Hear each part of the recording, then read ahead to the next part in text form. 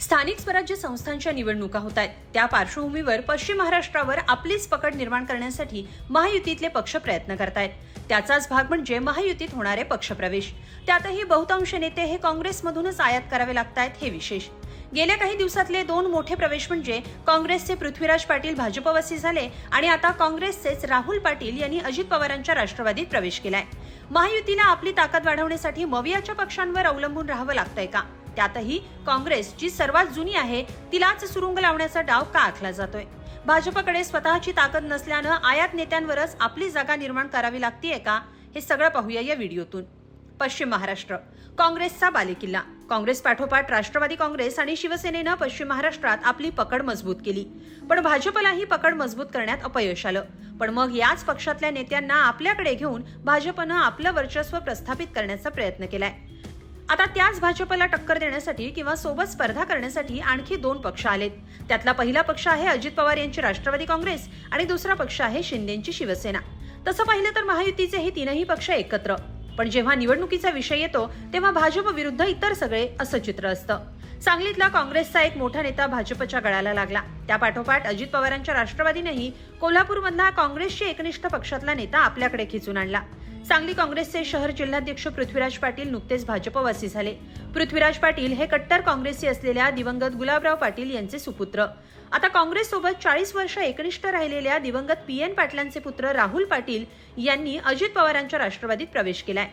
याआधी महाडिक, मंडलिक या घराण्यातले नेतेही महायुतीने आपल्याकडे खेचून आणले. नावच घ्यायची झाली तर कोल्हापूर जिल्ह्यातील काँग्रेसचे माजी आमदार महादेवराव महाडिक, खासदार धनंजय महाडिक, माजी खासदार संजय मंडलिक, माजी मंत्री प्रकाश आवाडे, तर पुणे आणि परिसरातले माजी आमदार संग्राम थोपटे, माजी आमदार संजय जगताप, माजी आमदार रवींद्र धंगेकर, सोलापूरचे माजी गृहराज्यमंत्री सिद्धराम मेहत्रे, करमाळ्याचे माजी आमदार जयंतराव जगताप अशा अनेक नेत्यांनी काँग्रेस सोडली आणि महायुतीची साथ केली. एकीकडे जुने वाद विसरत राज ठाकरेंना जवळ करून उद्धव ठाकरे राज्याच्या राजकारणात आपलं महत्त्व वाढवताना दिसतायत, तर शरद पवारांसारख्या मुरब्बी राजकारण्याच्या तालमीत राष्ट्रवादी काँग्रेसही चर्चेत राहण्याचा प्रयत्न करतेय. पण या दोन्हींपेक्षा जुना आणि अनुभवी पक्ष असूनही काँग्रेसला मात्र स्थानिक साथ मिळत नाहीये. नाना पटोलेंसारखा आक्रमक नेता बदलून सपकाळ्यांना आणण्याचा प्रयत्न काँग्रेसनं केला, पण काँग्रेस सोडून भाजपकडे जाण्याचा ओघ काही काँग्रेसला थांबवता येईना. कार्यकर्त्यांच्या जीवावर पक्ष टिकवला जातो. मग राज्यात काँग्रेसचं कुठं चुकतंय? नेते का सोडून जात आहेत? हा प्रश्न महत्त्वाचा आहे. राजकीय विश्लेषकांच्या मते भाजपच्या उदयासाठी दोन्ही काँग्रेससह ठाकरेंची सेना कारणीभूत आहे. याची अनेक कारणं आहेत. त्यात पश्चिम महाराष्ट्रातल्या नेत्यांमध्ये असणारी गटबाजी हे मुख्य कारण आहे. राज्याचं मुख्यमंत्रीपद भाजपकडे असल्यानं निधीची कमतरता असणार नाही हे स्पष्ट आहे. परिणामी पायाभूत सुविधा, रस्ते आणि उद्योग क्षेत्रातल्या अडचणी महायुती त्यातही भाजप दूर करेल असा विश्वास निर्माण करण्यात भाजपला यश आलंय. शिवसेना पक्षातील फुटीनंतर ठाकरे घराण्याचं पश्चिम महाराष्ट्राकडे दुर्लक्ष झाल्याचं बोललं जात आहे. तर शरद पवारांच्या मुशीत तयार झालेले अजित पवारही पश्चिम महाराष्ट्राचं महत्त्व ओळखून आहेत. त्यातूनच दिवंगत नेते PN पाटील यांचा मुलगा राहुल पाटील याला राष्ट्रवादी काँग्रेसमध्ये घेण्यात अजित पवारांना यश आलं. अजित पवारांनी राहुल पाटील यांच्या पक्षप्रवेशावेळीच 2029ची उमेदवारीही जाहीर करून टाकली.